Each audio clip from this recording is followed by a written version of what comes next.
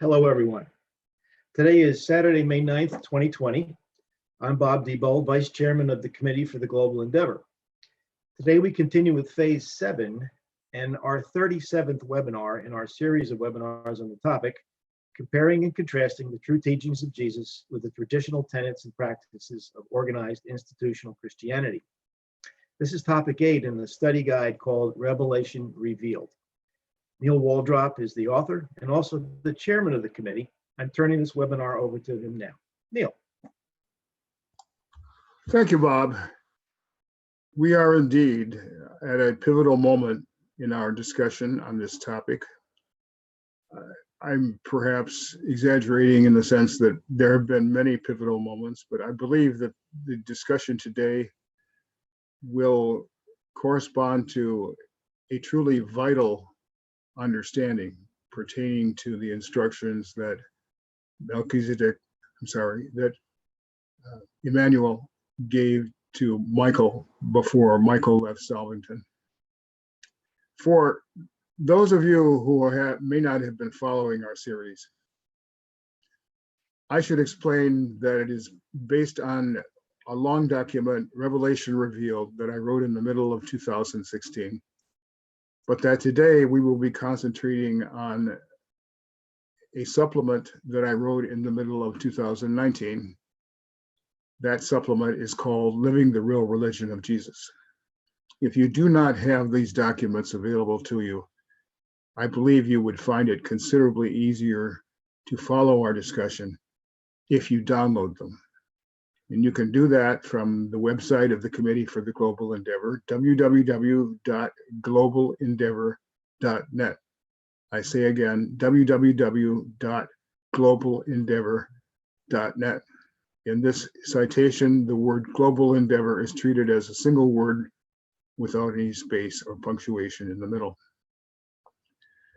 Now, today we will be concentrating on the shorter document, Living the Real Religion of Jesus.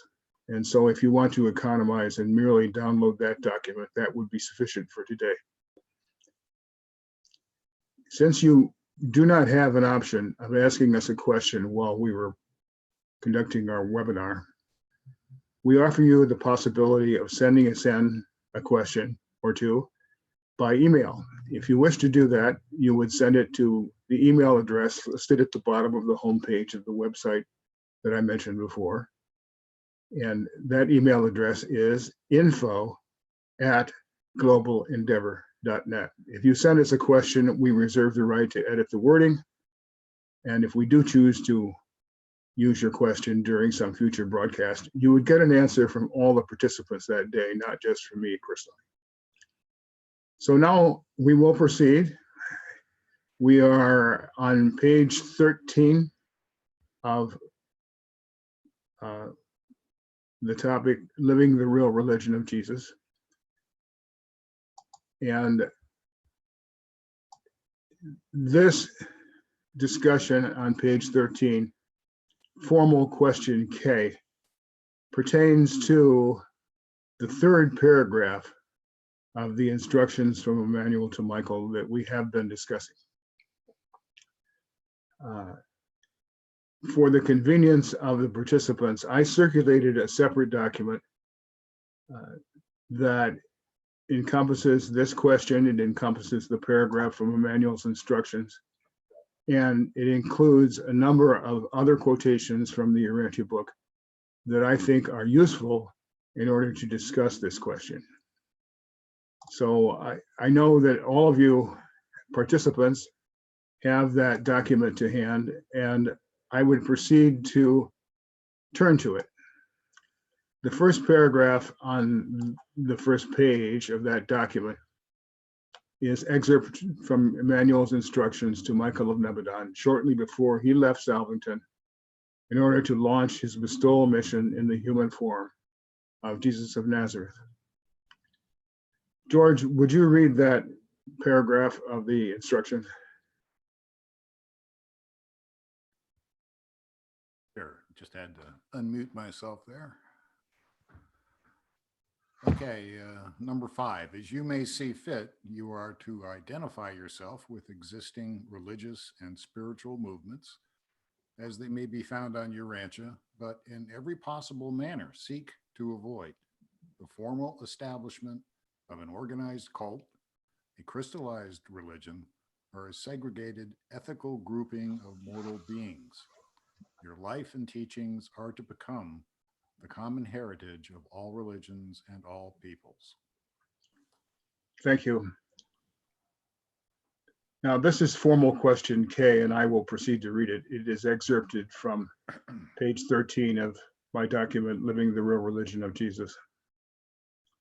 K, did Jesus follow Emmanuel's instructions that he, quote, in every possible manner seek to avoid the formal establishment of an organized cult, a crystallized religion, or a segregated ethical grouping of mortal beings? Did these instructions apply solely to Jesus himself or also to his followers? How do you interpret the fact that in subsequent generations, those who revered Jesus of Nazareth as the incarnate Son of God did establish an organized cult, a crystallized religion, and a segregated ethical grouping of mortal beings? Did these actions of theirs create permanent patterns that, in your opinion, will persist for all time? Or do there seem to be good reasons to hope and believe that the existing structure of organized institutional Christianity is temporary and will eventually yield to patterns of observance and belief that are far better attuned to the ideals that Emmanuel espoused and, by implication, the Father's plan? Now, I should explain to the participants and also to the viewers that normally when we come to one of these formal questions, the next step is to discuss it and for people to give their impressions and answers. I'm going to depart from that practice today because I would like our subsequent discussion of that question to be informed by various other quotations from the Urantia book that I have arrayed on paragraphs 2 and 3 of this separate document. The first one is an excerpt from paper 195 after Pentecost. Stephen, would you read that for us, please? Just the first paragraph here. Okay. Right. Christianity is an extemporized religion and therefore must it operate in low gear.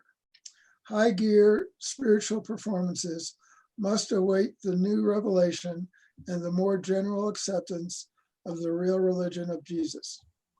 But Christianity is a mighty religion, seeing that the commonplace disciples of a crucified carpenter set in motion those teachings which conquered the Roman world in 300 years, and then went on to triumph over the barbarians who overthrew Rome. This same Christianity conquered, absorbed, and exalted the whole stream of Hebrew theology and Greek philosophy. And then, when this Christian religion became comatose for more than 1,000 years as a result of an overdose of mysteries and paganism, it resurrected itself and virtually reconquered the whole Western world. Christianity contains enough of Jesus' teachings to immortalize it. Midway Commission, paper 195, section 10, paragraph 16.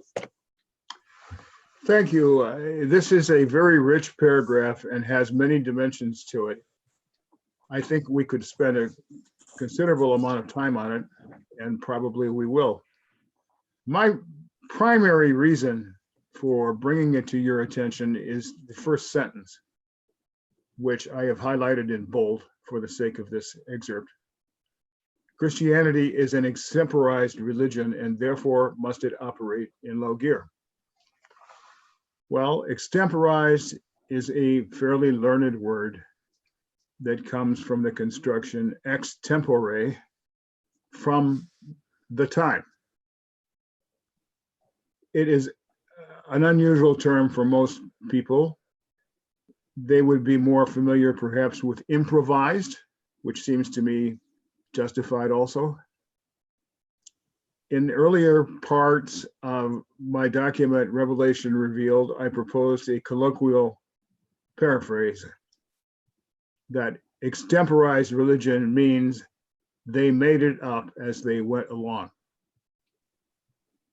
So what are we saying here for the purposes of our current discussion? It was inevitable that there would be some form of social grouping that descended from Jesus's teachings.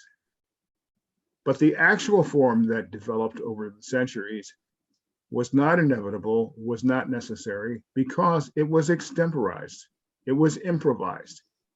And as several of the excerpts that follow in this document point out, it was contrary to Jesus's instructions that he gave to the apostles. Now, Stephen, you have read this, and therefore my normal procedure would be to turn to others before I offer you the opportunity to comment. But I think given the sensitivity of this material and the fact that you read it very carefully, I would like to turn to you. Well, we've talked about this phrase before. I just think it's a strange way to describe the beginning and early evolution of Christianity. I mean, they made it up as they went along.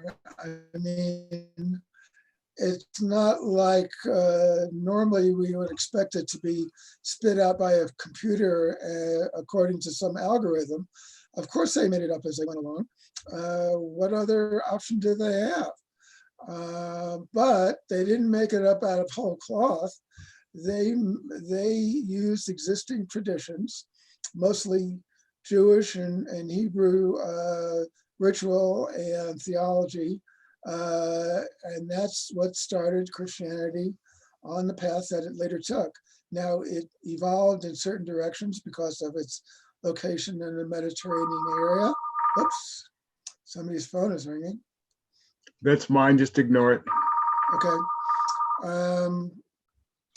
So, and then it took off in certain directions and incorporated Hellenistic influences, but that does not mean that people were making stuff up. They were responding to pressures and influences that were real and that they needed to respond to. So I just don't understand this word extemporized. It does not make any sense to me in terms of talking about the evolution of religion.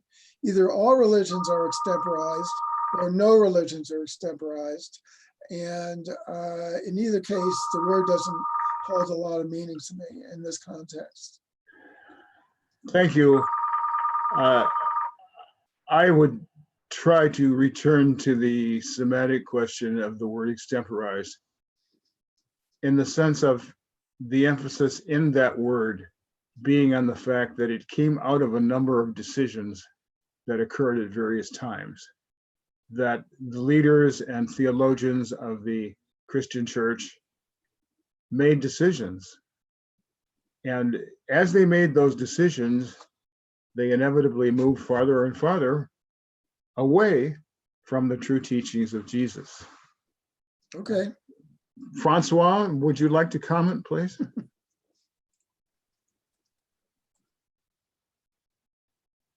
You have to unmute yourself, Francois. Okay. It will be better this way. Okay.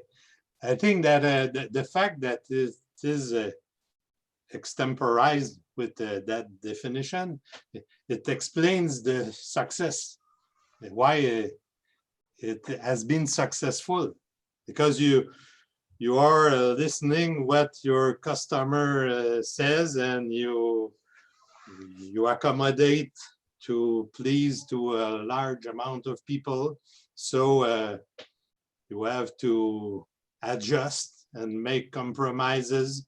So it's a reason that explains the success, but it explains also why it's so different from the teachings of Jesus. it's the first thing, but and so it must operate in low gear, but it's not what happened. It became a very institutional and important religion in the world, but with many modifications in a way. And I understand that the term extemporized, it's like what our governments are doing now with the pandemic. They have to adjust day to day and week to week. They do their best, but they have to adjust with the situation. It's what they have done. Thank you, Francois. I would comment that you are quite correct that Christianity became successful because it attracted the attention of particular groups of people by accommodating their traditions and their methods. But the revelators tell us that the effort to appeal to particular groups of people had the net effect of antagonizing or refraining from appealing to other groups of people. George, I would like to offer you a general opportunity here, but if you could, I wonder whether you may be willing to comment on the final sentence of the excerpt. Christianity contains enough of Jesus's teachings to immortalize it. Sure, but let me begin by offering an explanation for the word extemporize, and then I'll proceed to the last sentence. Fine. As I'm reading this statement, there's a juxtaposition between extemporize and the real religion of Jesus, which leads me to suspect one of the things they may be highlighting here is what happened at Pentecost. Prior to Pentecost, or actually prior to the crucifixion, Jesus taught personal religion, and the apostles taught personal religion that he taught them. In other words, they were teaching the gospel as he taught it to them. But at Pentecost, amidst all of the trauma, the emotions, the trauma of the crucifixion, being in hiding for 40 days, the Maracha appearances of Jesus, and then the bestowal of the Spirit of truth, they tell us Peter just stood up and just made up a religion, a new religion about the risen and glorified Christ. In other words, he did it on the fly, in the moment. In the passion of the moment, he was so moved by all of these extraordinary events. That's where, in my mind, that's probably the single biggest deviation from what Jesus taught right there. And it happened in a moment. So that's why it has to operate in low gear, because it's not the real religion of Jesus, what the apostles had actually been teaching for the last 4 years. So in terms of the last sentence, the Christianity, for all of its faults, has consistently preserved the basic elements of the gospel. Yes, they've overlayered it with a lot of other things. At one point, they referred to Christianity as a dead cocoon encapsulating a living truth, which might one day come out. And I think, the gospel is there in Christianity, and it's only in Christianity, as a matter of fact. So, it's possible that Christians may get to the point where they're willing to turn aside from all of their intellectual distractions and actually pay attention to what has always been really the core of Christianity. I'll turn it back to you. Thank you, Bob. You have the opportunity to comment on remarks that any of your fellow panelists have stated. I would like to give you an additional twist on the final sentence of the excerpt. Christianity contains enough of Jesus's teachings to immortalize it. That is a very respectable statement. Does it mean that the current form of organized institutional Christianity is immortalized by this statement of the Midwear Commission? Would you like me to answer that first, or to kind of do a summary and then get to that question last? Well, you're probably more comfortable with doing the summary, but as long as you reach that question, I will be content. Okay, so I'll try to remember that. You know, is the current form what we're talking about? Does the current form have enough to immortalize it? So hold on to the question, because I may forget it as I go through a couple of these things. I will remind you. Thank you. Wow, what a very interesting discussion. Extemporized, out of time, sure makes a lot of sense. And everything that's been said, I totally agree with. Even though a couple of the comments seem to juxtapose each other, but that's what really makes for good discussion, pluralism and diversity in thought, so that we can maybe work to another level with all of this.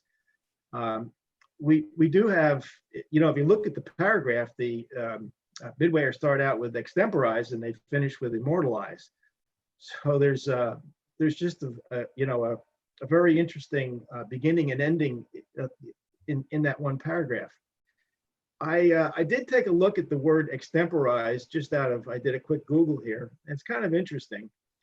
I think that the diversity that we have in this discussion, at least to me, it seems like it's not an either or, but an and both.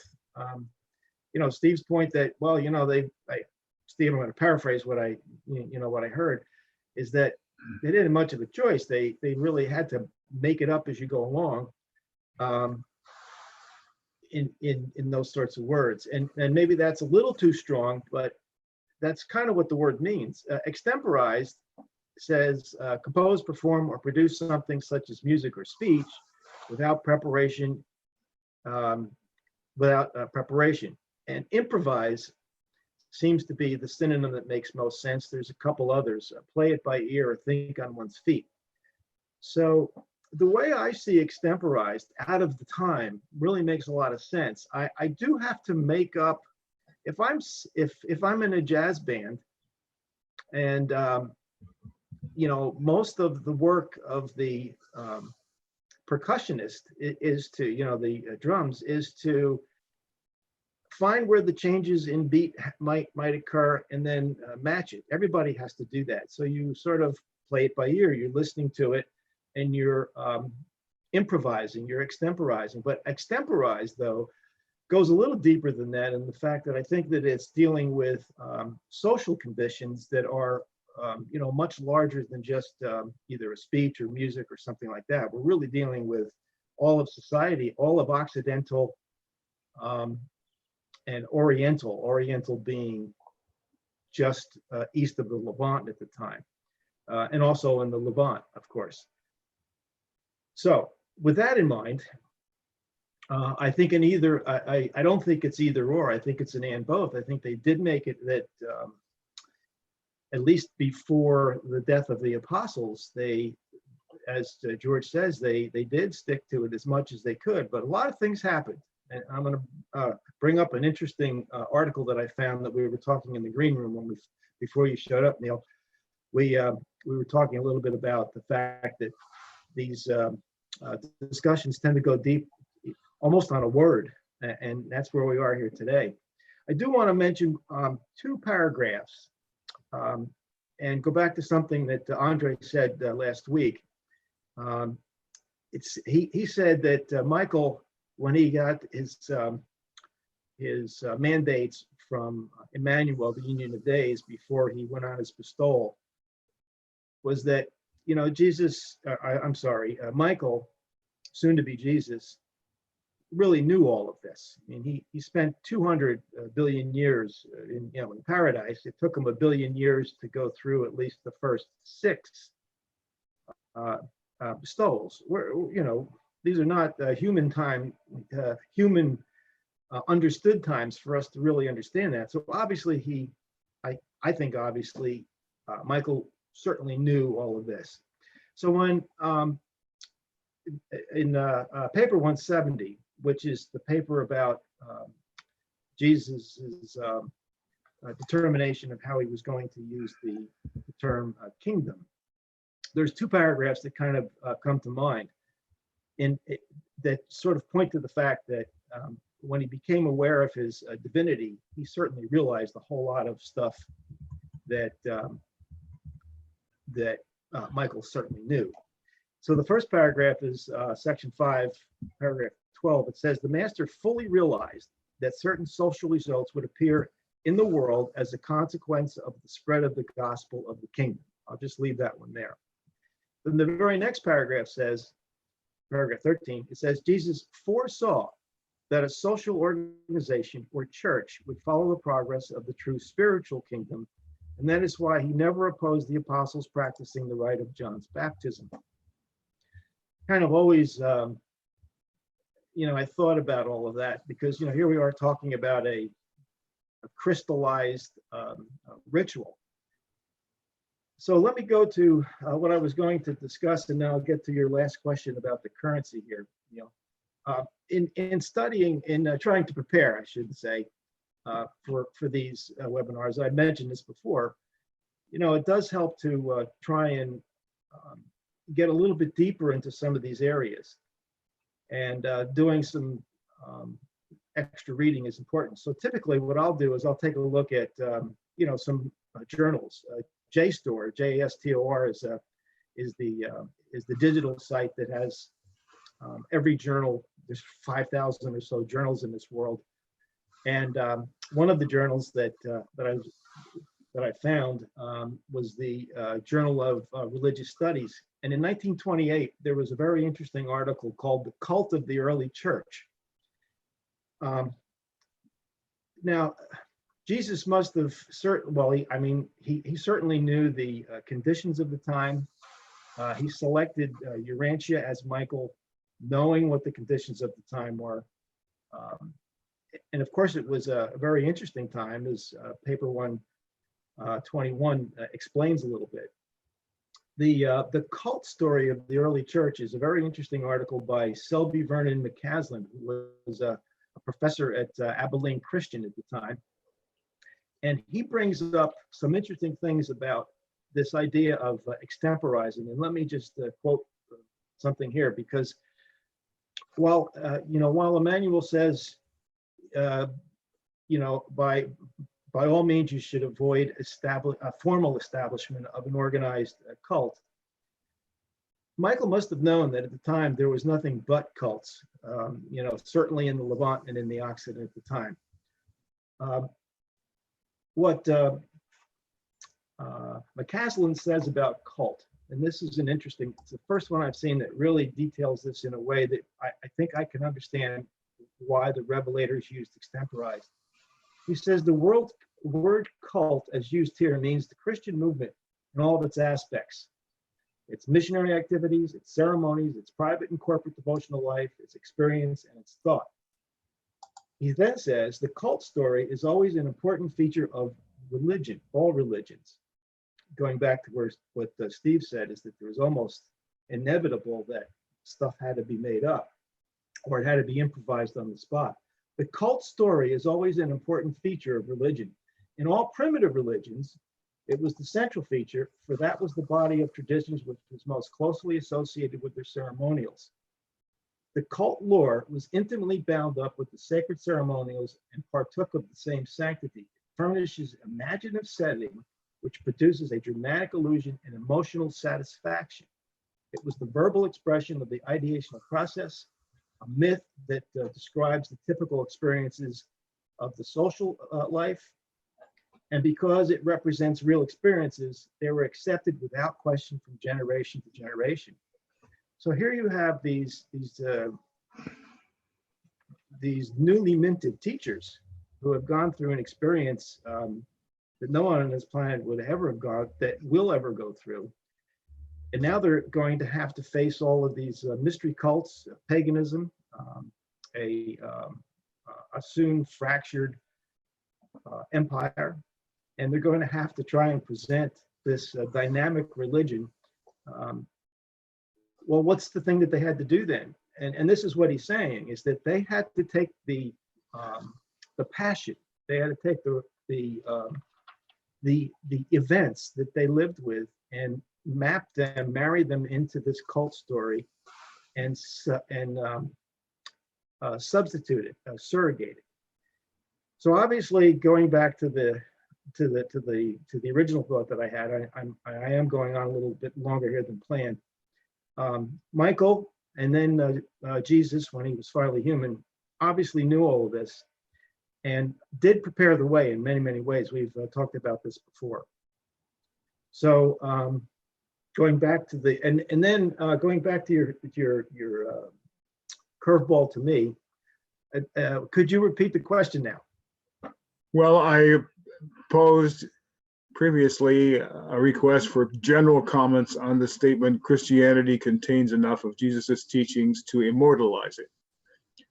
For you, as you say, I gave you the additional curveball as embodied in the word immortalize, asking whether it means immortalized in its current form.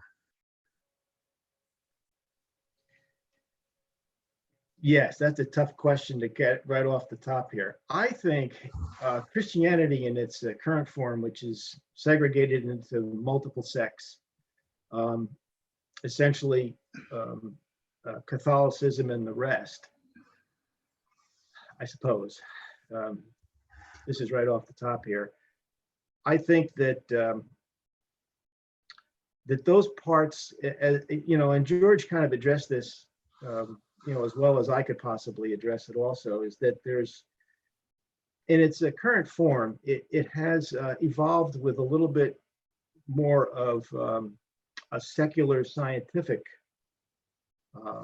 development that's kind of surrounding it. And I think that the cocoon is certainly secular totalitarianism, as we've discussed in previous webinars.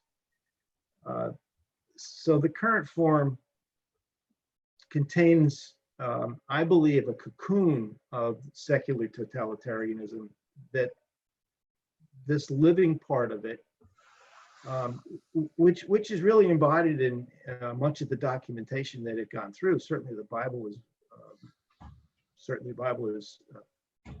one, the Torah is another, being that it was the basis for that. So I think in the current form, we're probably, once we see the social aspects of, and maybe this current time is really the biggest time, when the whole planet is under a siege, to say the least, where it's got to reinvent itself. This might be the time for all this to actually happen, for those dynamic messages that Jesus gave, that we've talked about before, to spring forth and overtake secular totalitarianism as the cocoon. Thank you.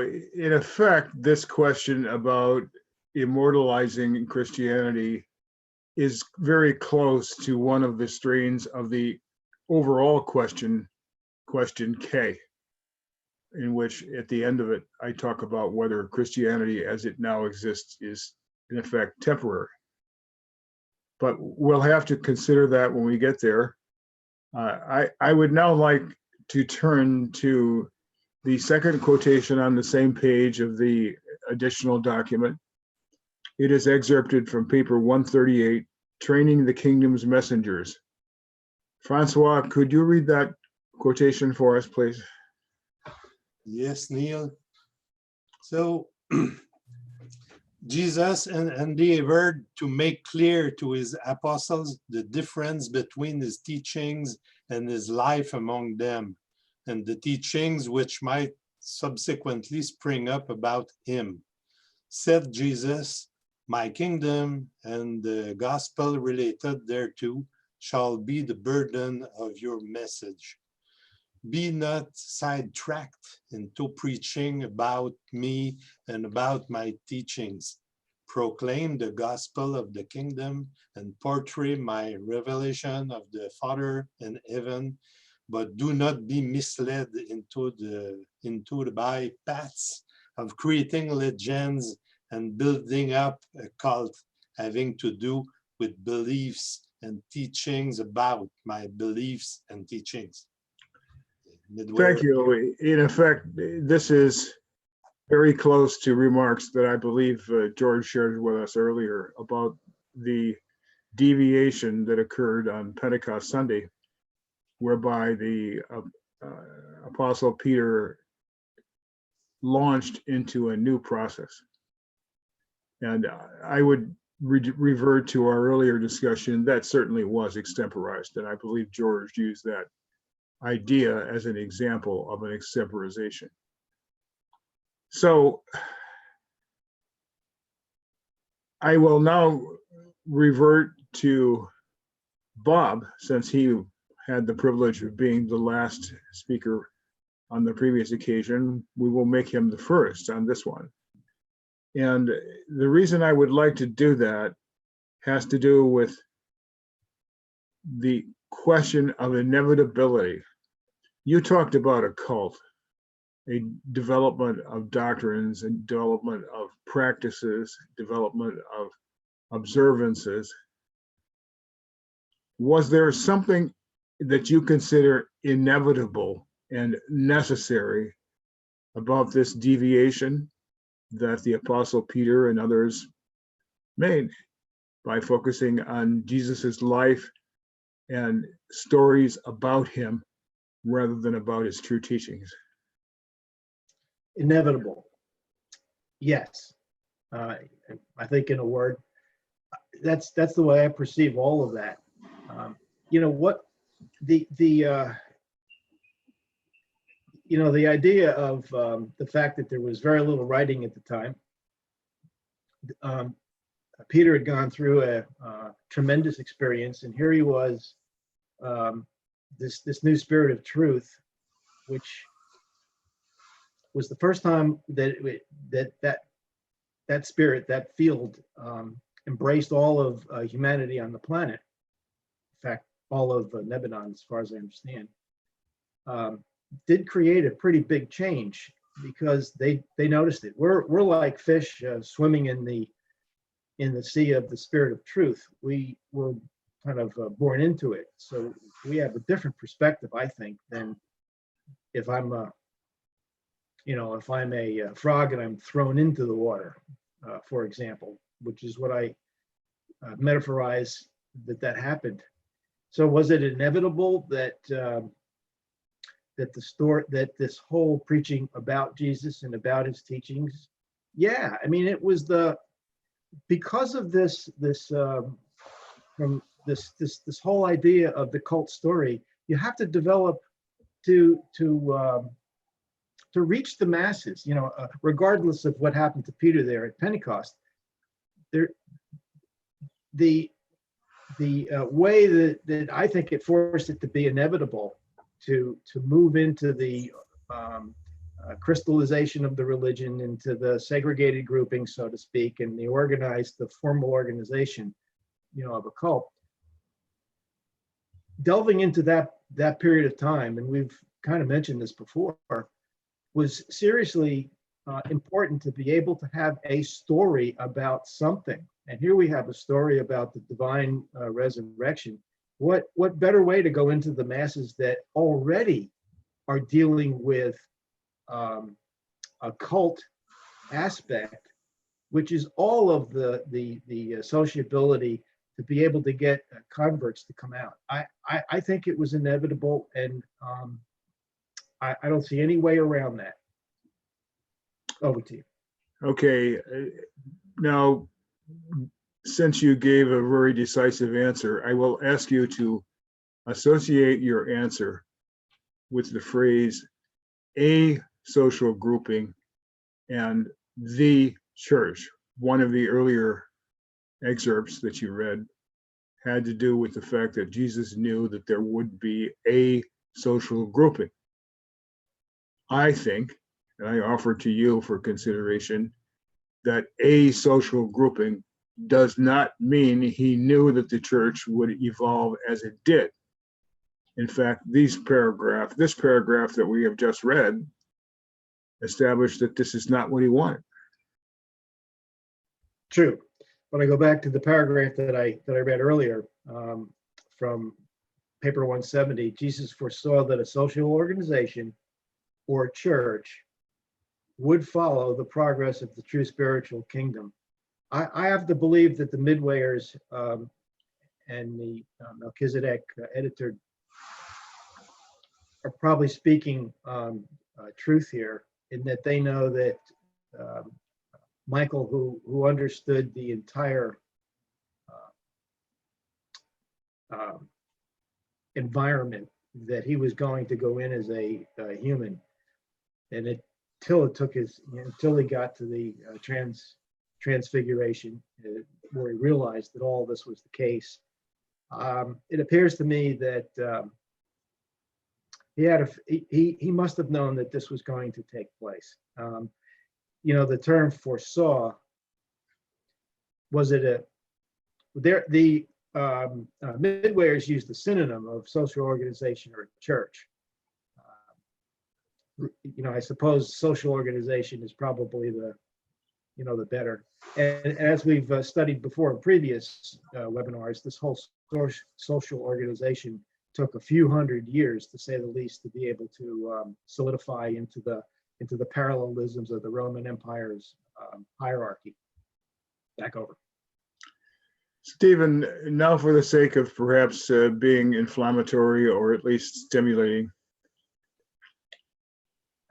I will ask you to comment on Bob's thesis that it was inevitable for the apostles to make up the religion about Jesus, and then ask you, if you agree with that, whether he was just hearing himself talk when he gave this set of extremely contradictory instructions.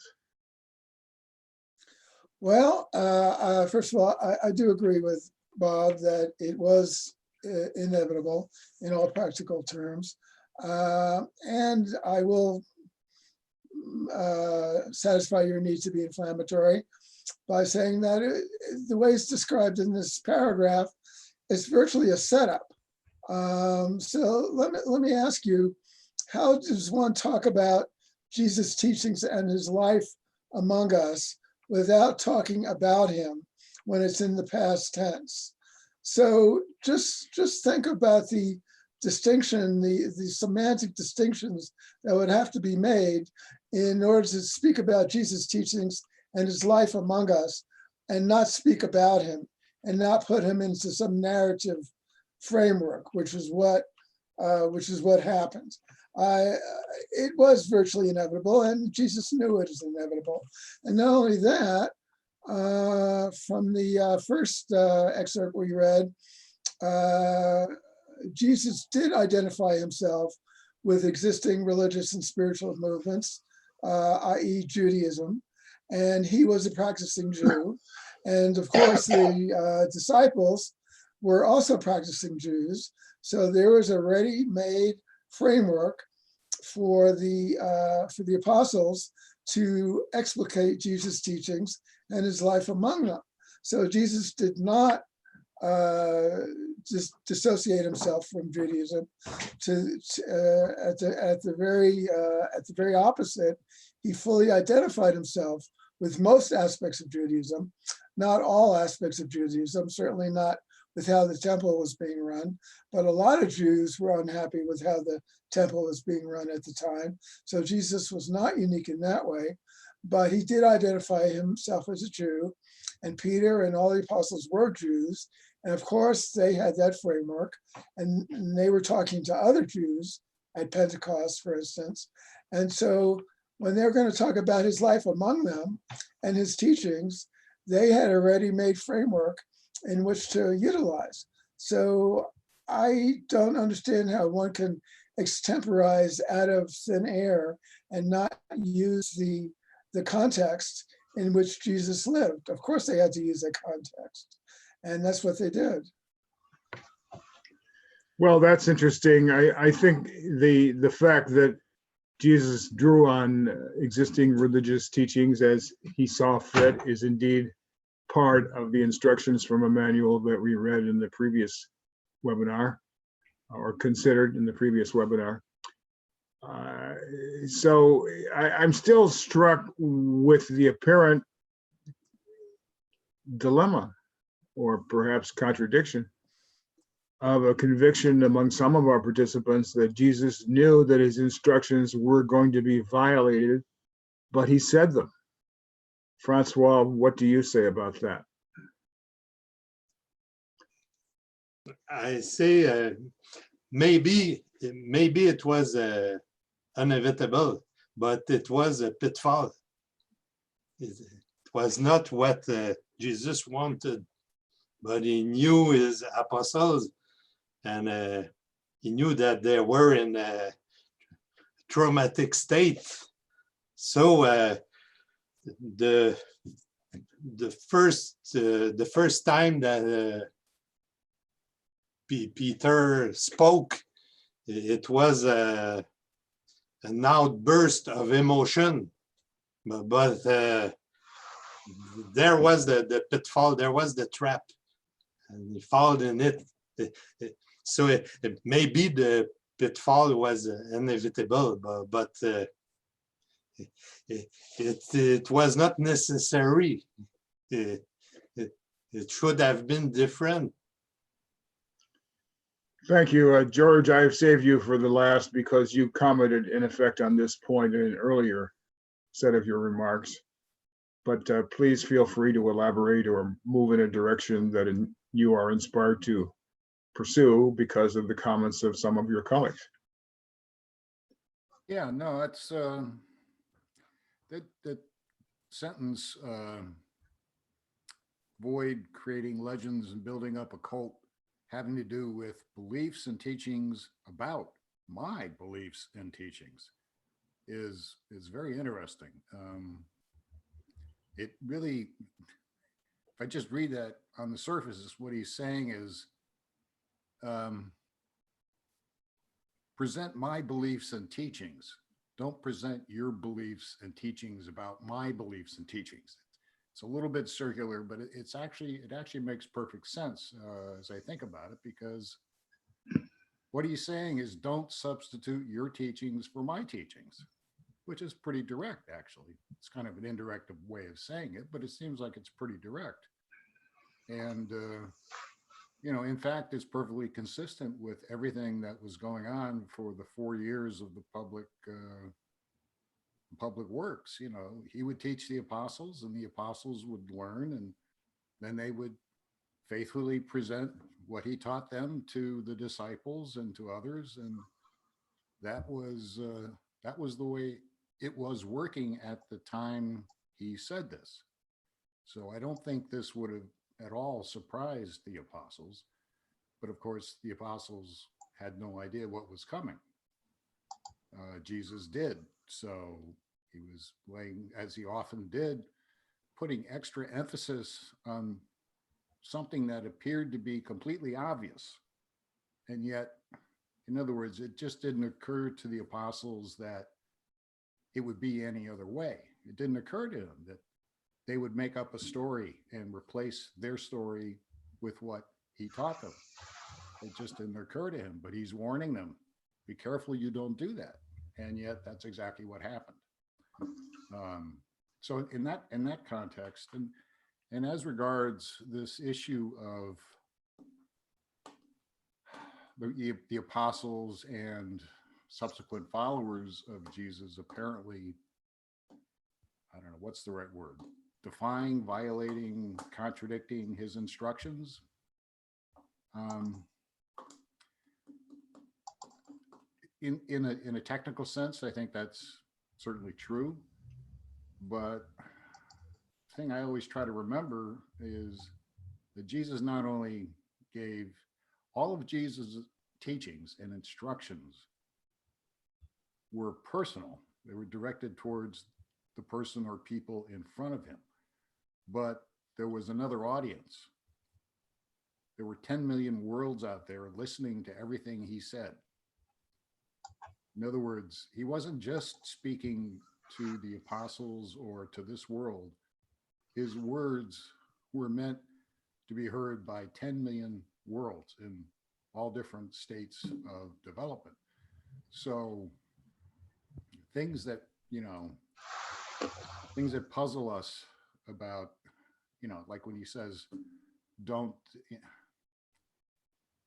form an organized church, but he knew they were going to form a church. But he said, don't do it. But he knew they were going to do it anyway. Did he realize that they were going to defy him? I don't think he saw it that way. I think that was meant as much for every other planet in Nebadon as it was meant for us. Because you can be sure every other planet in this local universe has gone over every single word Jesus ever said. I'll leave it there. Thank you. I think that the question of forming an organized institutional church was a red line that Emmanuel had supplied in his instructions to Michael. And so Michael, in the human form of Jesus of Nazareth, did not do that. But the question that we are looking at is whether he knew it was inevitable that the formal organized church, as a segregated, separate body of believers and in effect a cult, would be established even contrary to his instructions. Well, to answer that, I'd have to go back to the original question, the very first question you asked, which is the one that starts this whole question K. And the focus is on an organized church, an institution, a segregated ethical grouping. And I tried to put all of those together. What do all of those have in common? Every single one of those have priests. I think what this instruction, the real essence of Manuel's counsel here is to Jesus is to avoid doing or saying anything which might lead the apostles to believe they had spiritual authority, the spiritual authority of a priest, which is what all other religious cults have. All evolutionary religions, with a few minor exceptions, they all have they all have priests, and almost invariably the priests claim to have special spiritual authority. I think that's what the warning, what the counsel is about. And I developed an answer on that, but I won't bore you with it at this point. Well, you'll have another opportunity because by implication, you have led us to the next page where there is an explicit instruction about not being dogmatized and not developing doctrines and creeds to enforce upon believers. So I think you have served yourself up as a volunteer for that. Would you be willing to read that 2 paragraphs at the top of page 3 of my special document? Sure. Your spirit unity implies 2 things, which always be found to harmonize in the lives of individual believers. First, you are possessed with a common motive for life service. You all desire above everything to do the will of the Father in heaven. Second, you all have a common goal of existence. You all propose to find the Father in heaven, thereby proving to the universe that you have become like him. Many times during the training of the 12, Jesus reverted to this theme. Repeatedly, he told them it was not his desire that those who believed in him should become dogmatized and standardized in accordance with the religious interpretations of even good men. Again and again, he warned his apostles against the formulation of creeds and the establishment of traditions as means of guiding and controlling believers in the gospel of the kingdom. Thank you, George. I think it is natural for me to follow up with you and ask you whether these instructions of his about not forming doctrines and creeds are intimately related to the idea of a personal religion, an individual religion, a relationship with the Father, not something handed down by leaders. And you've used the word priests in your previous remarks. Yes, and I use the word priests and priesthood very specifically, definitely, and purposefully, because that's what defines an evolutionary religion. So, yes, the priests are responsible for all of us. They're responsible for crystallizing beliefs. They're responsible for establishing ethically separate groupings. They're responsible for institutionalization and standardization and imposition and, all of the things that we find objectionable about organized religion. In this particular case, we're talking about Christianity. All of the things we find objectionable, not all of the things, but a great many of the things are either directly or indirectly the result of the action of the priesthoods in these various sects. So I'm being very definite and purposeful in my use of the term priest and priesthoods. You can substitute rabbi, you can substitute imam, you can substitute pope. In all cases, it's all the same. They're all claiming to have spiritual authority from God. And that's how they exert all of this control that they've had. And this, if you read paper 90 on shamanism and medicine men and priests, this is all part of the standard evolution of religion on a planet, not just our planet. But there does come a point when religious groups throw off their priests. I don't think we're anywhere near that point yet, but that point will come at some point. Well, I believe, George, that you have given me an image that I would like to take advantage of. When the Roman Catholic religion throws off its pope, I would expect a very substantial splash from that. And it may be the last step that religion takes, because the embodiment of institutional authority is focused in the Roman Catholic Church on the Pope and his general lineage of instructions and obedience define that religion. Yeah, right. Francois, do you see the ideas here as distinguishing personal belief, personal relationship with God, as opposed to dogmas and creeds and standardization? Dogmas and creeds, it's like infectious disease among children.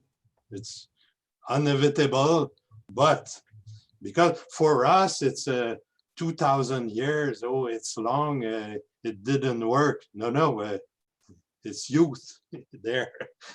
So in the future, we have to go beyond that and come back to the real teachings of Jesus. But now, maybe it's because people wanted that. You had some institutional religions with priests and rabbis and everybody, and maybe people didn't thought that a religion without priests was not a real religion, and they wanted figures of authority.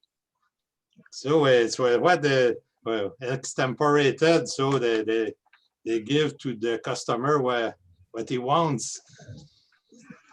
But I think we're in that, but now it's enough, and we have to go beyond that and to come back to the teachings of Jesus.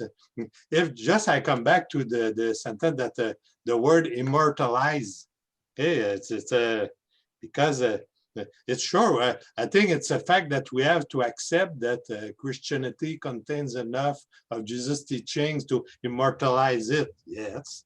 So in centuries and maybe millennium, we'll talk about it, about this, and it's a fact. But it's not enough to settle our world in light and life. We have to go to a higher gear for that. So we'll need change, but it was like that. It's not forever. And maybe we have seen the bottom of that, or maybe not enough, but it will be the case. But so there's a way where the personal religion will have to prevail, and I know it will go this way. I think so. Thank you. Bob, I would like to take you into one of the implications of Francois's remarks about whether people wanted to be told what to believe and what they were supposed to do, and that in effect, the fact that the Christian church as it developed was operating in a vein that the believers of the time actually wanted.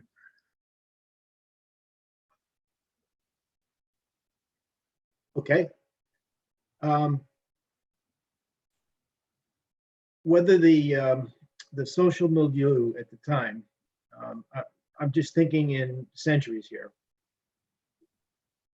You know, we're talking about a time when we've somewhat discussed this in previous webinars. There was no writing. There was not even an ecclesiastical, other than the Jewish religion had developed an ecclesiastical structure. The Roman Empire had the structure for which the early Christian church was able to subsume, use, and develop its hierarchy to be able to do the control that George spoke about, maintain the control for centuries. Before I get back to the question about that Francois raised, I'd like to bring up this, go back to the word inevitable just for a quick second here. The question that I answered was the cultural setting, was the environmental ecology, social ecology at the time of after the resurrection, was it inevitable that the passion, the resurrection, the dogmatization and standardization of the story and life, the cultural story about Jesus take place? And I answered emphatically that would happen that way because of what I see as what was breeding ground, I should say, in at least in the Levant and in the Roman Empire, which went somewhat into the what is called the Oriental. They speak of the Oriental as being the Near East there, even into India. Did people really want to be controlled? I'm not sure people wanted to be controlled, but there was no alternative for the individual to not to be controlled. The societies, the individuals had no power, political power. They had very little economic power. and there was no writing. So for us to take our heads in the 21st century with the communication devices that we have and all of the, we're actually on the other extreme where, we don't know what information is correct. The information that was delivered to individuals was necessary, and it was impossible for them to not get the very little dribs and drabs of information that they did get. So I think I'll leave it at that and think a little bit more about it. Oh, I'm sorry. And then the other part of that inevitable was, did Jesus know that it was inevitable?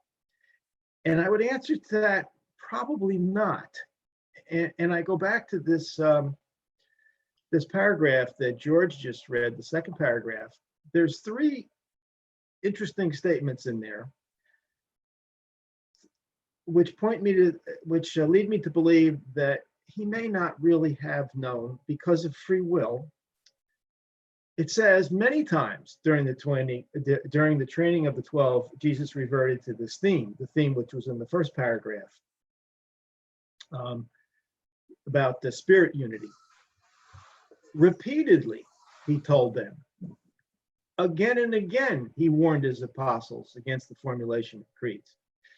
Now, either the revelators, the midwayers, or I should say the midwayer commission, is saying that to impress the students of the fifth ethical revelation, or Jesus really did repeatedly, many times, and again, try to get into the apostles' heads, not only his theme, but to stay away from dogmatization, standardization, and the formulation of creeds and traditions as a means of guiding and controlling believers. I tend to think, because of the truth of the revelation here, that he really didn't truly know. Certainly not as the human Jesus. He's in time. He's in the grand universe. He's not in paradise. He's not in ultimacy where he's above time or super time. I don't think he knows the beginning from the end, at least in this, but he knows tendencies. I think that based upon that, my conclusion is that that Jesus didn't know it was inevitable. He may have thought it was inevitable, but he tried everything he could do that what did happen wouldn't happen. Back over. Thank you, Stephen. You now have the honor or the privilege, or at least the pleasure, of being the last person to comment on this question. I would ask you to include comments on the point that Bob has just discussed, whether Jesus knew that these instructions were going to be violated, but made them anyway over and over again. He had to know they were going to be violated. He knew that the apostles didn't understand half of what he said when he was saying it, and there was no reason to think that they were going to understand it better after he was gone. And he also knew they were going to be put under extraordinary pressures, social, religious, economic, physical, when they were going out and doing their preaching. So they were going to be under all these pressures. There's going to be the time lapse of his not being there to remind them of the proper teachings. He was not a dummy. He knew that there's no way they're going to be able to stay quote unquote orthodox. And I'm sure he didn't expect that. Why this is put this way in the Urantia book, I'm not quite sure, but it's naive to think that you can talk about Jesus' teachings and not vary from them and not give any interpretation of Jesus' teachings and give your own instead. That's inevitable, and he knew that was inevitable. And if he wanted everybody just to repeat his teachings verbatim, he would have written them down. And those would have been preserved much more carefully, then so why did he not write down his teachings? Because he didn't want them to be formalized and crystallized and repeated verbatim. So you've got conflicting ideas here. You know, on the one, only teach what I teach. Don't teach any interpretations. Number two, don't crystallize your teachings and don't formalize your teachings. So how do you do both? You don't. It's a logical inconsistency. So a lot of this does not make sense to me. If they were not confused by this, I don't know what they would have been confused by. How do you talk about his life among them and not talk about him in some kinds of narrative framework that other people are going to be able to understand? You have to use a narrative framework. You have to talk about him to describe what he did and what he said. So hermeneutically speaking, this just makes no sense at all to me. Well, I am tempted to pursue you with part of the thoughts that George shared in terms of the implications of a priesthood and Jesus' desire to turn away from that. But I think the better context for those observations really is in the succeeding quotation, the final one in this document that appears at the bottom of page 3. And it is excerpted from paper 155, Fleeing Through Northern Galilee. Stephen, would you be willing to read that for us? Yeah.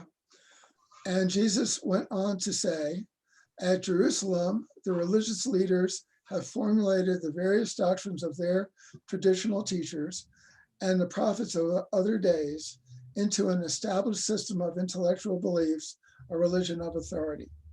The appeal of all such religions is largely to the mind.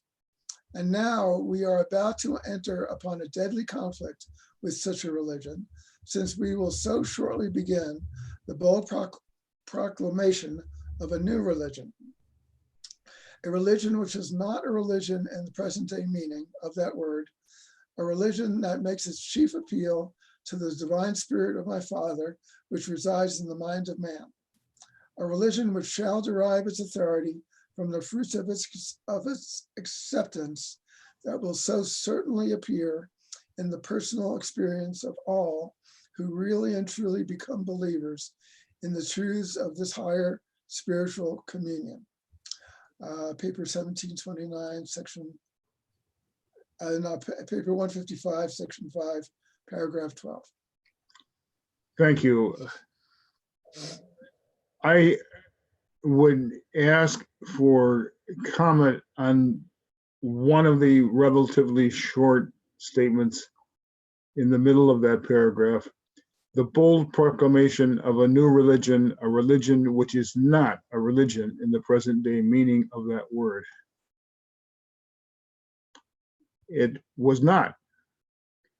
And the question that I have for you is whether our understanding of the term religion in the present day, 2,000 years later, still fails to accept the idea that this religion of personal relationship with the Father is a religion. Francois? Yes, Neil.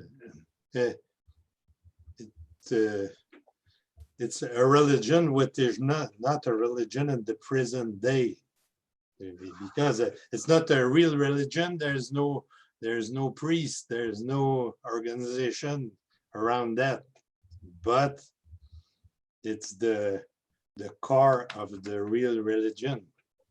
I know it's subtle. I know if they understand that, but and talk about a deadly conflict. So it will be an end for that, for the authority. It's a deadly conflict. So we know in advance how it will finish. But what he claimed now is very different to tell them that it's not a religion in the present day.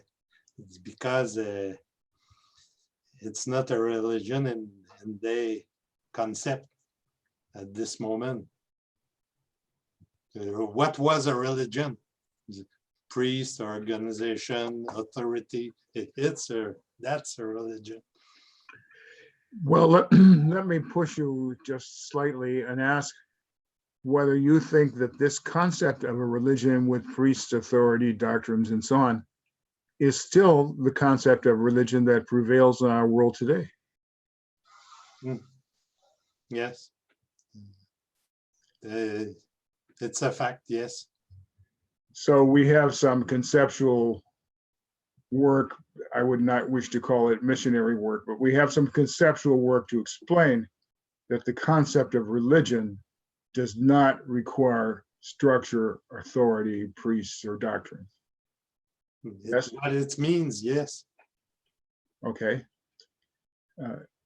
George, does anything in this quotation particularly attract your attention?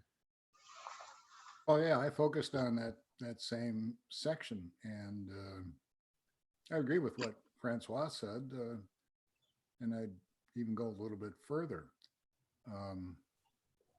Even today, I don't think it's recognized, part from the Urantia community, that there even is such a thing as personal religion. That's like a self-contradictory term.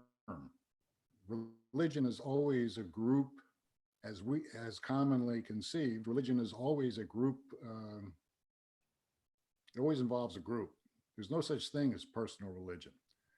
If you have a personal religion, you're a nut. I mean, that's the way people look at it. You don't belong to anything. And the other tremendous difficulty with this concept that Jesus presents is it's something you do on your own, alone. In other words, personal religion is a personal pursuit for personal reasons. You personally want to find God and know him. It's not because you're not doing religion to be part of a group, to fit into a group, to be called a good Catholic or a good Jew, or none of that applies in this new concept of religion. It's strictly a personal quest. And most people don't want to go off on their own and pursue something on their own. It's just, they don't want to do it for whatever reason. George, I think from previous comments of yours during former webinars, your remarks do not indicate a belief that there is no role for social sharing or being with other believers and sharing experiences and so on. And that you're not saying that. You're simply saying that this structure of authority is not what Jesus is talking about. Exactly. And I'm not making that point at all. I'm just saying, the heart of this new religion is that it's a personal, individual endeavor. In other words, no one can give you a passing grade. You have to earn every bit of it through your own personal effort. So being around others who are trying to do the same thing is very helpful. I mean, it's being in this group and discussing these things, I find personally very helpful, because sharing ideas and sharing different perspectives, I find very instructive, very helpful. So, the socialization of religion, there's an absolute place for it. What I personally don't want to be involved in is an organized religious group where some cult leader is telling me, well, no, you haven't got that quite right. You've got to change the way you think about that particular thing because you're not fitting into the mold. That doesn't appeal to me. And frequently there are undertones of God will punish you for this. Yep. Yes, I see you nodding. Stephen, I think that as a supplement to the comments that others have offered, I would ask you to look at the phrase "a deadly conflict with such a religion" in terms of the literal reality. After all, the leaders of institutional Judaism in Palestine, Annas, Caiaphas, and the other members of the Sanhedrin, would eventually conspire to have Jesus executed. So this was a deadly conflict in the most literal and explicit sense, was it not? Yes, in that context, yes, it was. Yep. I'll just go on to say that we have to be careful to distinguish between personal religion and individual religion. Individual religion understood in an atomistic sense, okay? The personal encompasses the group. The individual as an atomistic phenomenon does not include group religion. So if you want to talk about personal religion, you by definition are implying group religion. And it's not just sharing of ideas, it's the idea of group worship. Okay, and in the Urantia book is extremely hierarchical in its description of spiritual authority. It talks about leadership, talks about spiritual leadership, talks about spiritual leaders and group practice of religion. So I am not on the bandwagon of personal religion in the sense of atomistic individual religion. It's not just group sharing of ideas and having a nice Zoom session here. It's group worship, like the angels in heaven do group worship. Okay, they worship as a group in a hierarchical situation. So we need to remember that. Thank you. I recognize in these comments of yours many themes that you have shared with us before, which is indeed natural. I would say, though, that you are not accepting the idea of group practices that entail authority or domination or explicit control by leaders. Well, let's see. Authority per se is not an evil thing.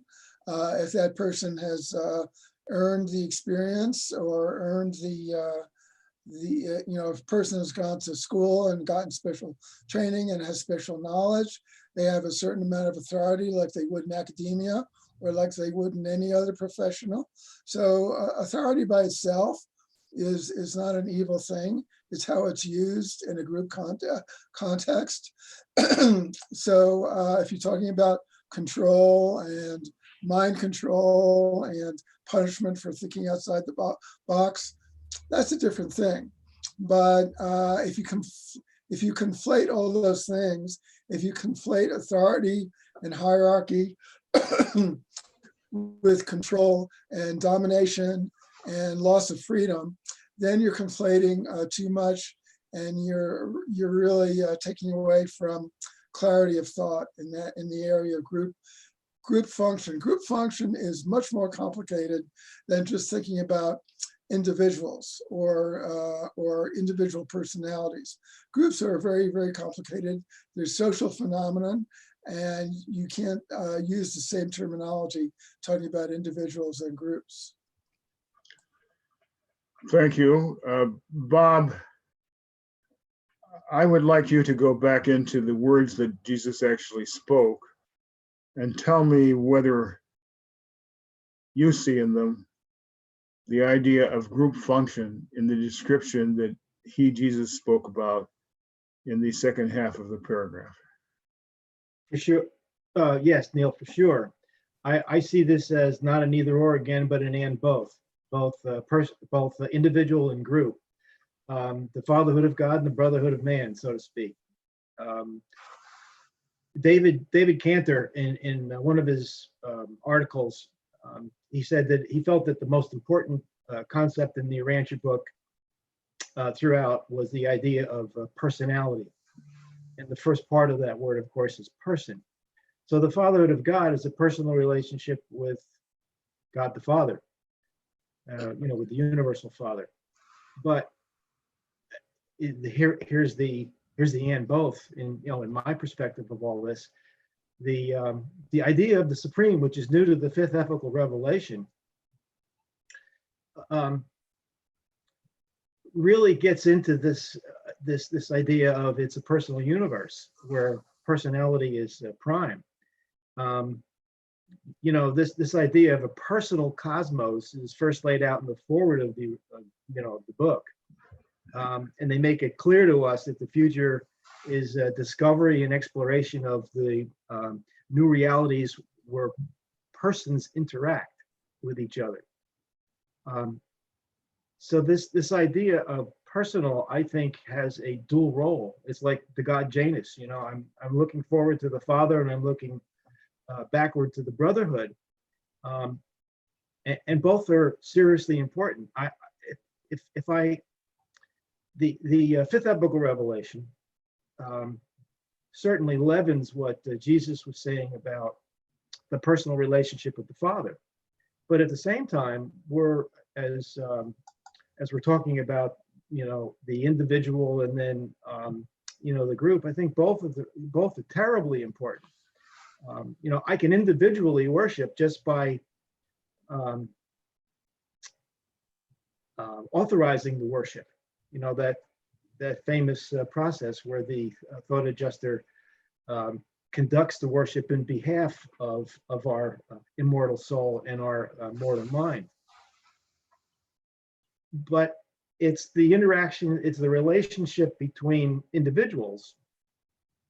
The religion of a personal spiritual experience is it's the ideal of daily living in which every single encounter with another human being is an opportunity to participate in the transformation of the world and really the growth of the supreme and the grand universe. So I see again, I see not an either or, but an and both. Personal means a lot more in the fifth epochal revelation, because now we have a cosmic perspective, which started out right in the forward, of course, and then goes all the way through to the part 4 of the papers, where Jesus really talks about this idea of personal. I kind of wonder whether the midwayers are extemporizing the word personal. Did Jesus really use the word personal? I don't know, but it's certainly something to speculate about. But the midwayers are really, I think, in this part 4 story of the teachings and about Jesus, I think they're telling us that it's a personal universe, and in fact, the cosmic understanding of cosmic truth, the universe, beauty, and divine goodness is what we have to put together to move through the psychic circles. So I think spiritual growth via this personal religion is all connected to this idea of an and both of those two situations. I'll leave it at that. Let me put you on the spot, and by implication, Stephen, by asking you this question. Stephen made a strong distinction between the word personal and the word individual. And for Stephen, at least, the word individual has an atomistic implication, which he rejects, whereas personal does not. I think that most readers of the Urantia book consider these terms, personal and individual, to be synonymous. But what do you think? Oh, I totally agree with Steve's use of the terms. I don't. We can't be. We are. It's a personal universe. For us to get inside of an adiabatic chamber and be an individual and just chant mantra doesn't make sense at all. I think that that's a good way to, at least for me, to think about how to reconcile this paradox of the individual and the whole. The supreme being is the whole, but it's made up of individuals. We're always struggling with the part and the whole in our cosmology. I don't think it's a struggle. I think the fifth epochal revelation has made this easy, and I think it's a good way to be able to say, don't separate yourself from the personal spiritual experience, which is an interaction with another person, as well as the interaction with our Father. I do have an individual reaction with my Father, I suppose, if I wanted to really, get it down to that. But at the same time, if that's the only thing I do, I'm missing out on the growth and progression of the grand universe, much less just Urantia. Okay. I will confess that you went in this direction in ways that I did not anticipate. So I suppose that I should commend you for being unpredictable. Whereas many of us, some of us have thought that it was predictable, that it was inevitable, that the apostles would violate Jesus' repeated instructions in two important ways. But this takes me back now to the formal question K, which we really will proceed to read again and answer. So this is on page 1 of the document. It is also on page 13 of my essay, Living the Real Religion of Jesus, but it's easiest just to take it from the document. And it is excerpted from page 13 of the essay. K, did Jesus follow Emmanuel's instructions that he, quote, in every possible manner seek to avoid the formal establishment of an organized cult, a crystallized religion, or a segregated ethical grouping of mortal beings? Did these instructions apply solely to Jesus himself or also to his followers? How do you interpret the fact that in subsequent generations, those who revered Jesus of Nazareth as the incarnate Son of God did establish an organized cult, a crystallized religion, and a segregated ethical grouping of mortal beings? Did these actions of theirs create permanent patterns that, in your opinion, will persist for all time? Or do there seem to be good reasons to hope and believe that the existing structure of organized institutional Christianity is temporary and will eventually yield to patterns of observance and belief that are far better attuned to the ideals that Emmanuel espoused, and by implication, the Father's plan? So I'm not sure who will be the most persuasive in answering this complicated question. There are many different strands in it, and I will simply allow a freedom of response to any or all of the strands as the panelist so wishes. Francois, you have the first chance at that. All right, Neil. Yes, if I take the first sentence, did Jesus follow Emmanuel's instructions? Definitely, he did all what he could do. His life, his teachings, all the personal relationship, with each apostle. And after he died, he came 19 times to meet them, and was very specific and always hammering on the same nail that the relation with God the Father and brotherhood of men and service. It was all around that always. So, and after when he definitely leave the place, it was the spirit of truth. So what can he do most? And I think that when he returned back to paradise, the Father himself was very satisfied of all this. But I think he cannot do more than that. And after that, we can ask, does this apply solely to Jesus or to his followers? Obviously, he wanted that his followers go in the same way. but they have their free will.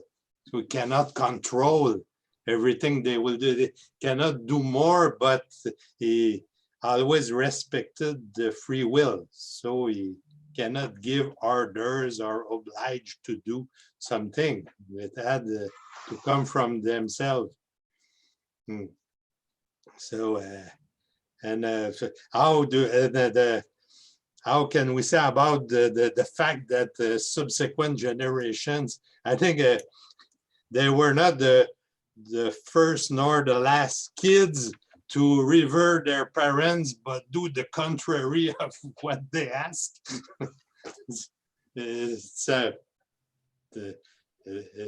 think it was not deliberate, but it was like that. It take and if we come back to Peter that had his emotional explosion after the gift of the spirit of truth, and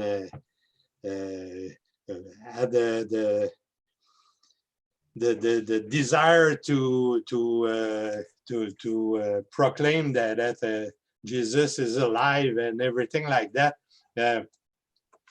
After he should have readjust, but he saw the effect.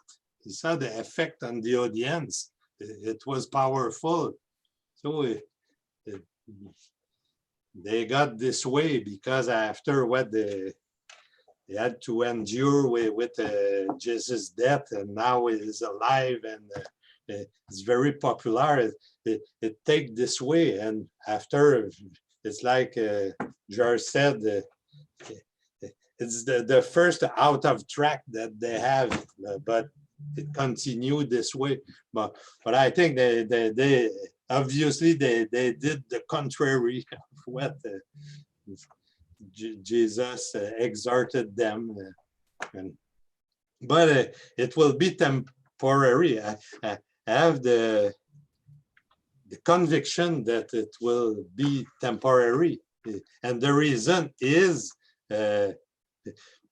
okay, we have enough of that for our personal or our maybe more individual survival. After that, we have enough, but we have a world, a planet that we expect will be one day settled in light and life, and we have a job to do for that, and so it can persist for all time, because if it persists for all time, there will be no light and life. It will turn round and round. So we have to change something, and I think Emmanuel was clear about that, and that it will happen one day, but when?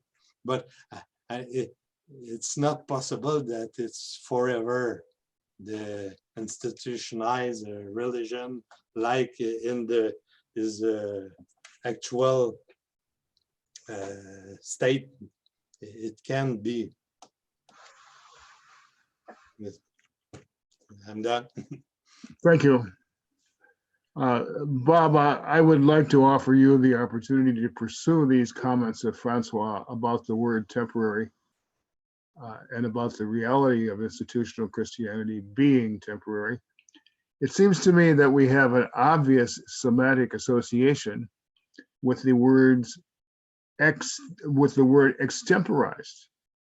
Because temporary is time, and extemporized is extemporary, from the time.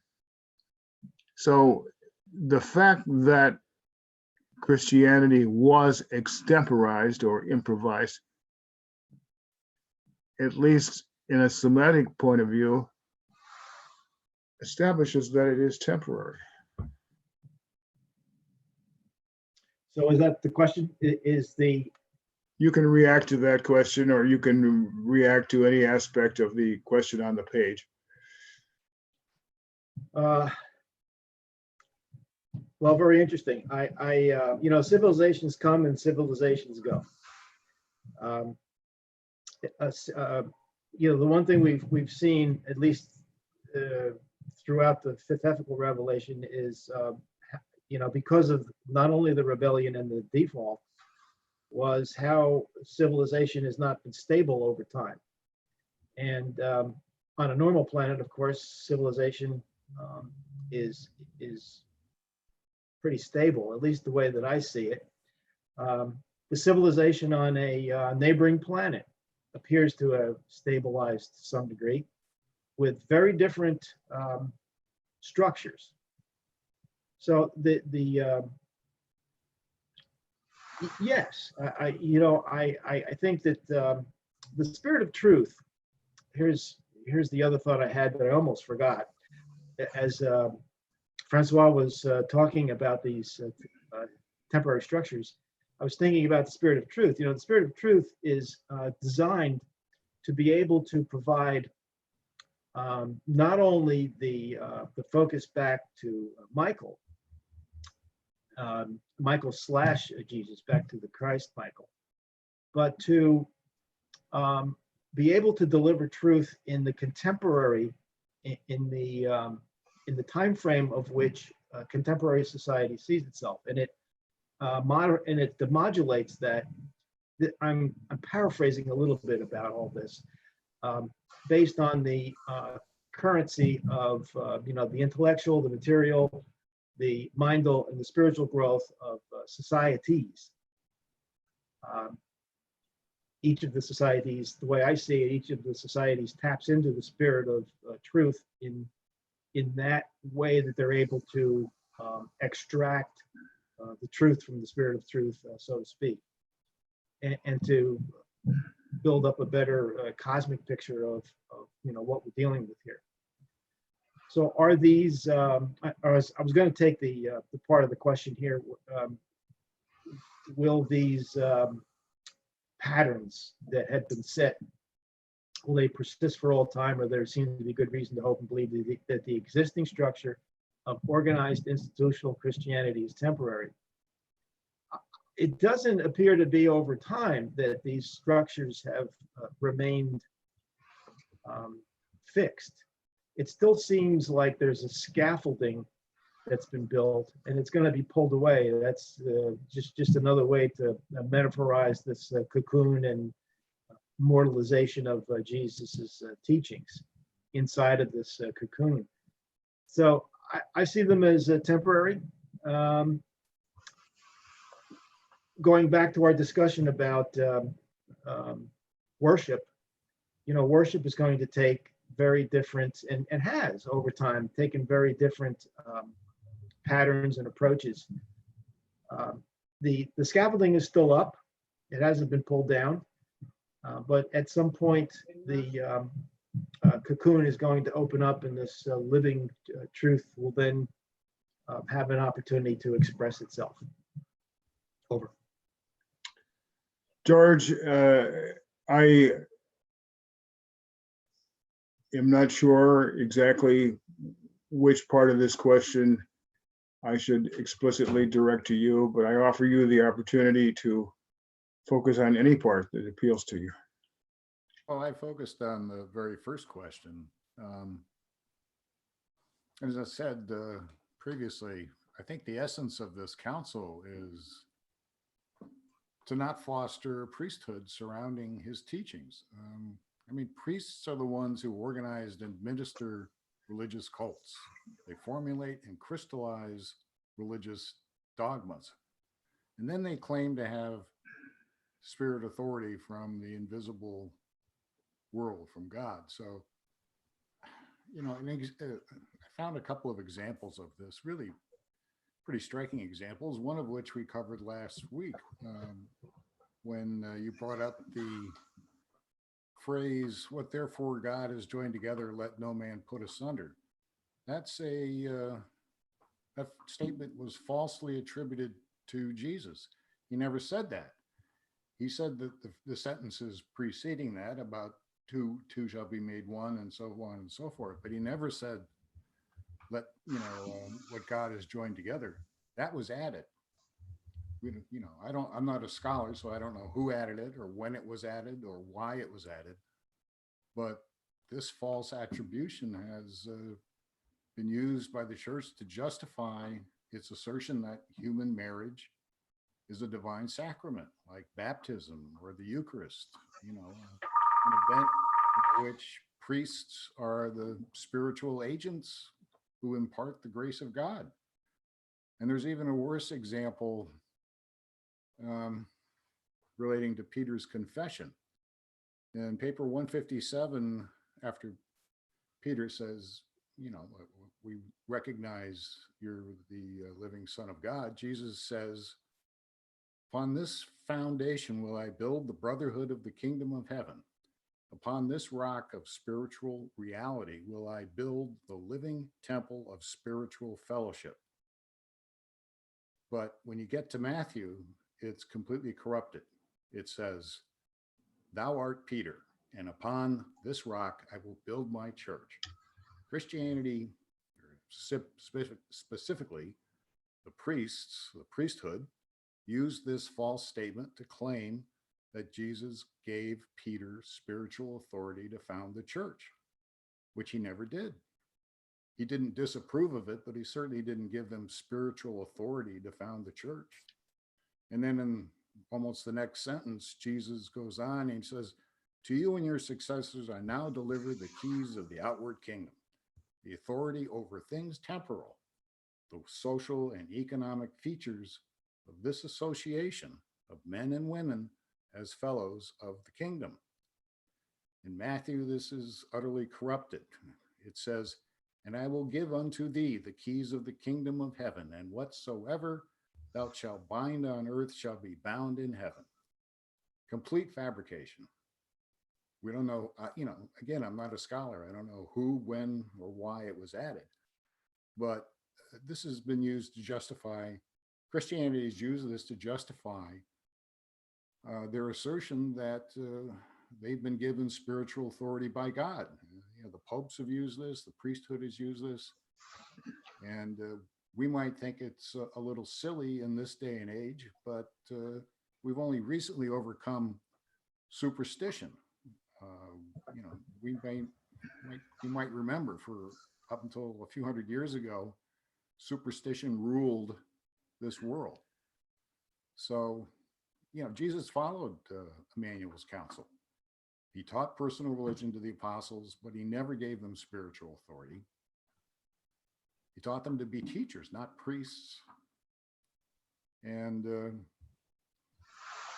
all right, well, I think I've made my point. I'll leave it there. Well, I think you have, and I believe that you have served up quite a menu of opportunities to Stephen, who will probably go in a different direction based on his previous comments. Yeah. So in that first sentence that George just talked about, in every possible manner seek to avoid formal establishment of an organized cult. I believe the answer to that is essentially negative. I don't think Jesus avoided in every possible manner the formal establishment of an organized cult. He permitted the apostles to baptize, which was a ritualized priest-like function. He also instituted the ritual of the Last Supper, which he knew, and the book says consciously knew, would form the heart of a cult that would follow upon his demise. So I think essentially he did not in every possible manner seek to avoid that formal establishment because he knew it was inevitable and he wanted to have some kind of influence on it. And he also wanted to, as he identified himself with an existing religious and spiritual movement. As I said before, he identified himself with Judaism. And in that sense, he was not allowed to start a new religion, but he did identify himself with an existing religion. And in that context, he did introduce at least two ritual actions that would be, obviously would be taken up by a hierarchical function within an organized religion, i.e. priests. So he may not have liked it, but he was aware that it was going to happen, and he wanted to have some influence on its evolution. I must admire you for your Catholicity with a small c, willingness to criticize Michael Nebadon, accompanied by a previous willingness to criticize the divine counselor or a perfecter of wisdom, or for that matter, the Midwear Commission. I will say in my defense, I'm not necessarily criticizing them. I believe that the Urantia book is, as Jesus said to Nathaniel, anything that the human mind touches cannot be perfect. And the human mind has touched the Urantia book, so we are not allowed to take any of it as quote unquote gospel that we can try to accept without any kind of critical thought. The Urantia book is not written by God. It is a partially human phenomenon. It is not perfect. I appreciate what you have just said. It harmonizes with my longstanding view that the Urantia book is an anthology, largely harmonious, but an anthology of the viewpoints of different revelators. And furthermore, it is not a monolithic document. If it were monolithic, the revelators would not have identified themselves. I've been recently thinking about the contrast between the revelators who wrote parts 1, 2, and 3 and the stylistic practices of the Midwear Commission in part 4. My tentative view is that the Midwear Commission, in its style and patterns of expression, are considerably closer to the traditions of religion that have prevailed on Urantia, whereas the revelators who wrote parts 1, 2, and 3 seem to have a wider possibility of variation. There are paragraphs at different points in which the different revelators say that they were instructed to draw on existing human concepts. And I think that the revelators in parts 1, 2, and 3 did that selectively, intermixing those concepts with higher realities that they were instructed to portray, even if they were new. Whereas I think that the Midwear Commission has followed this idea of intermixing existing human concepts to a more thoroughgoing way.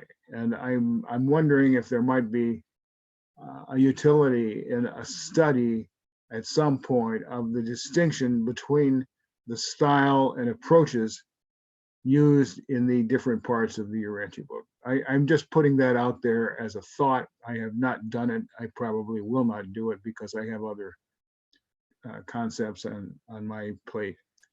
But I think it would be an interesting study. Well, gentlemen, I believe we've had an extremely interesting discussion of formal question K on on page 13. It leads us to formal question L, which is immediately beneath it on page 13 of Living the Real Religion of Jesus. And this question is comparatively brief and rather simple. L, in the final sentence of the excerpt, Emmanuel told Michael, "Your life and teachings are to become the common heritage of all religions and all peoples. Please endeavor to explain how this will happen and how long the transition will take." Now, I realize that in some regards we are covering ground that we've already addressed, but I offer you this opportunity to express a view of this process of becoming the common heritage.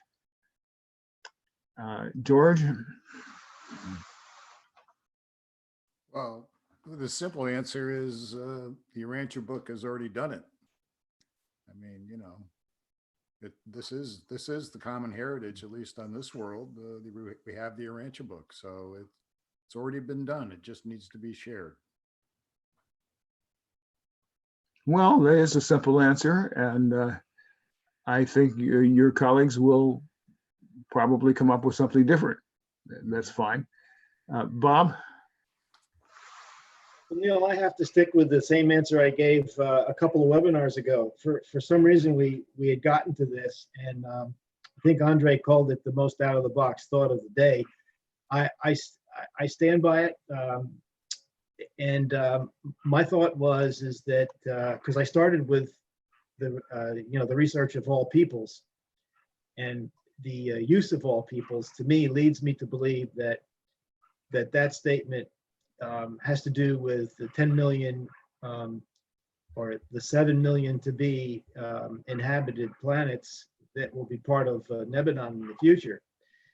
And I've thought about this for a couple of weeks, actually, on and off, of course, about whether or not, other planets, our neighboring planet, will they or have they had the story of their creator, Michael's son, when he was a human. And I think because planets are human built, even though that they could be electrical types or chemical types or so on and so forth, I think that that this story is somehow going to be the common heritage of every planet that has been up to the 3 million that we already have now, to the future when we will have the 10 million. And now, obviously, that's a speculative thought. It's a little more out of the box, I suppose, than I normally do.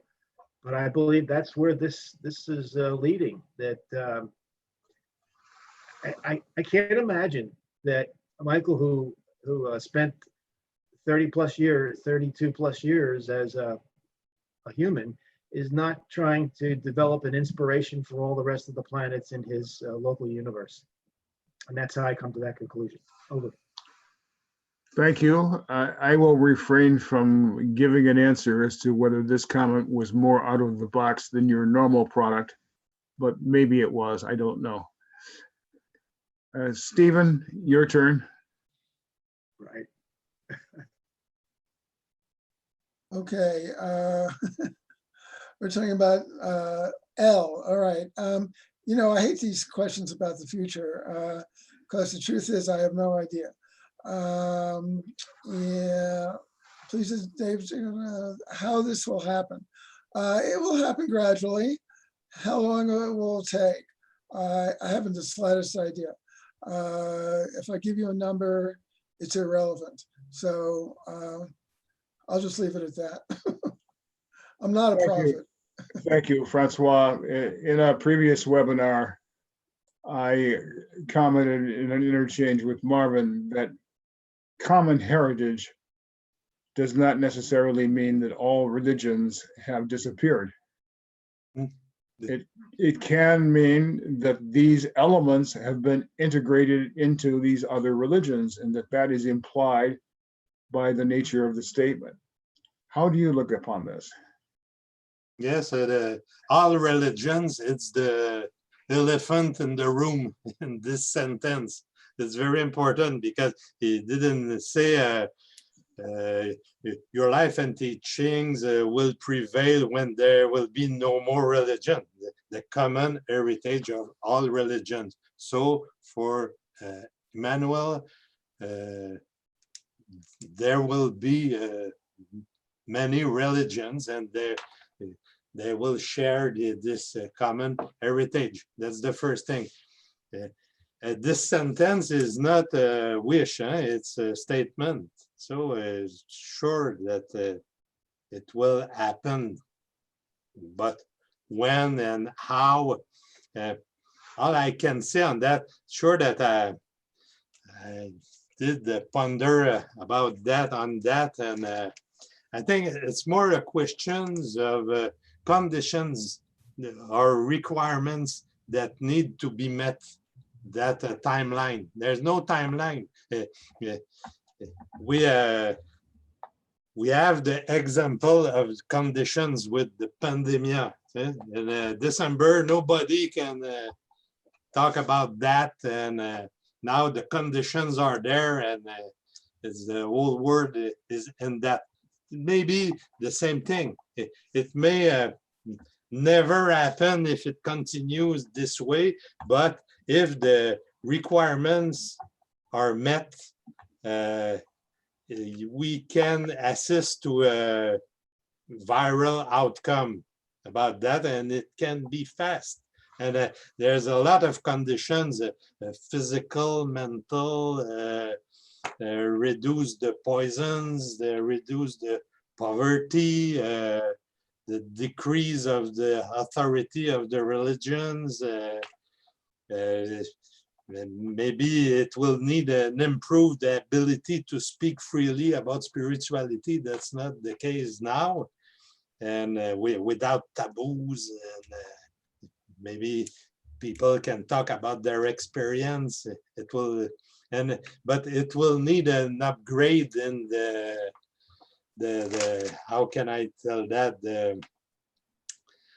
the God consciousness, the communication with the divine monitor. Will have to get many upgrades about that. And when the condition will be fulfilled, we'll see something happen, and it start to be interesting. I think so, but it can take years or millennium. I don't know. Thank you. I would offer you a reflection on a remark that Andre Rodatis made in a previous webinar. He commented that after all, when the people of Urantia reach the era of light and life, there will be one language, one religion. But I'm not sure that Andre meant that this statement of Emmanuel's is necessarily restricted to that era of light and life. It seems to me that your response is looking at it as a distant future, but not necessarily all the way to the era of light and life. Mm-hmm. No, it's before. Okay. Well, gentlemen, we've had an interesting discussion. I think this topic is a very rich one, and I appreciate the thoughtfulness of your replies.